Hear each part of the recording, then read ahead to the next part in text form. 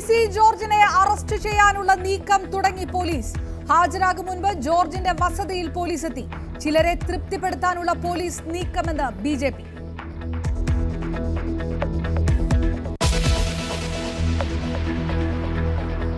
ആശമാരുടെ സമരത്തിന്റെ 15ാം നാൾ ഗുരുതര അധിക്ഷേപവുമായി CPM. പിന്നിൽ ചില അരാജക സംഘടനകളാണെന്ന് ദേശാഭിമാനി ലേഖനമെഴുതിയ എളമരം കരീം. പൊമ്പിള ഒരുമൈ സമരത്തിന്റെ തനിയാവർത്തനമെന്ന് വിമർശനം. പിന്തുണയുമായി കൂടുതൽ സംഘടനകൾ.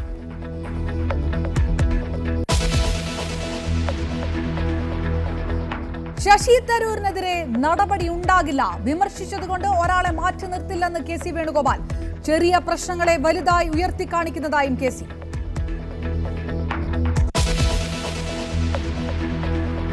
തെലങ്കാനയിലെ ടണലിൽ കുടുങ്ങിയ 8 പേരെ രക്ഷിക്കാനുള്ള ദൗത്യം 3ാം ദിനത്തിൽ. രക്ഷാപ്രവർത്തനത്തിന് നാവികസേനയെ. വെല്ലുവിളിയായി തുരങ്കത്തിൽ യന്ത്രഭാഗങ്ങളും ചെളി.